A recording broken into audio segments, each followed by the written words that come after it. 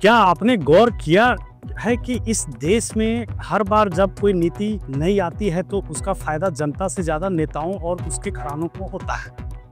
ताजा उदाहरण देख लीजिए। केंद्रीय मंत्री नितिन गडकरी के बेटे निखिल गडकरी की कंपनी CIN एग्रो, महज 17 करोड़ की लागत वाली इस कंपनी ने जून 2024 से जून 2025 के बीच 510 करोड़ की कमाई कर डाली। 2025 के आंकड़े बताते हैं कि net profit 41 crore, revenue 1054 crore. अब सोचिए आखिर अचानक ये कंपनी इतनी दौलत कैसे बनाने लगी। ये वही एथेनॉल है जिसके बारे में गडकरी जी ने कहा था कि देश की गाड़ियां पेट्रोल में मिलाए गए एथेनॉल से चलेंगी। तर्क दिया गया कि किसानों को फायदा होगा, विदेशी तेल पर निर्भरता घटेगी और राष्ट्रवाद की चादर ओढ़ कर कहा गया कि तेल मुसलमान देशों से कम खरीदना पड़ेगा। लेकिन सच्चाई क्या निकली? गाड़ियों के इंजन खराब होने लगे, माइलेज घट गई, इंश्योरेंस कंपनियों ने हाथ खड़े कर दिए। एथेनॉल से खराब हुई गाड़ियों का बीमा हम नहीं देंगे, ऐसा इंश्योरेंस कंपनियों ने कहा। अब जरा क्रोनोलॉजी समझिए।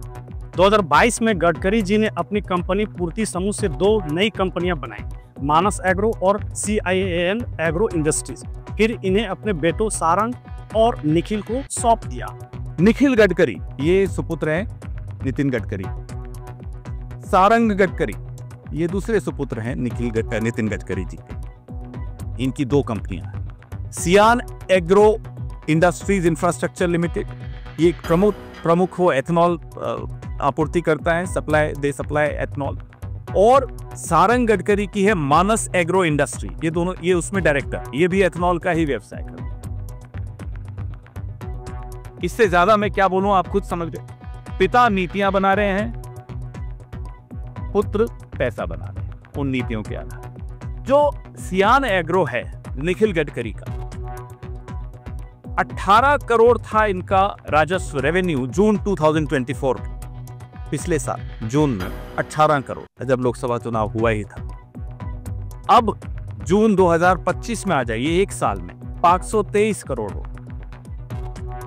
From 18 crores to 523 crores is the revenue of Sian Agro, which is owned by Nikhil Gadkari. ये तीसरा आंकड़ा मैंने आपको दिया जो हैरान कर देता है। इनके शेयर्स की कीमत इन जनवरी 2025 ₹37.45 थी, अब 638 रुपए। फ्रॉम 37 रुपीज 45 पैसा to 638 रुपीज। अब आइए अगले आंकड़ों। पिछले 11 साल के इतिहास में कोई एक स्कीम ऐसी नहीं है जो समय से पहले हासिल कर ली गई हो, पूरी कर ली गई, लेकिन ये एक स्कीम है।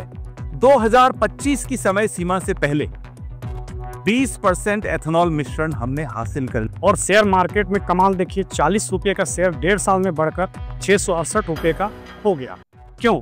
क्योंकि गडकरी जी ने कानून बनाकर पेट्रोल में 20% एथेनॉल मिलाना अनिवार्य कर दिया। मतलब जनता के पैसों से गाड़ियां खराब, किसानों के नाम पर झांसा, राष्ट्रवाद की आड़ में डंका, और असल में फायदा सिर्फ गडकरी और उनके घरानों को। तो सवाल ये है कि देश की जनता को क्या मिला?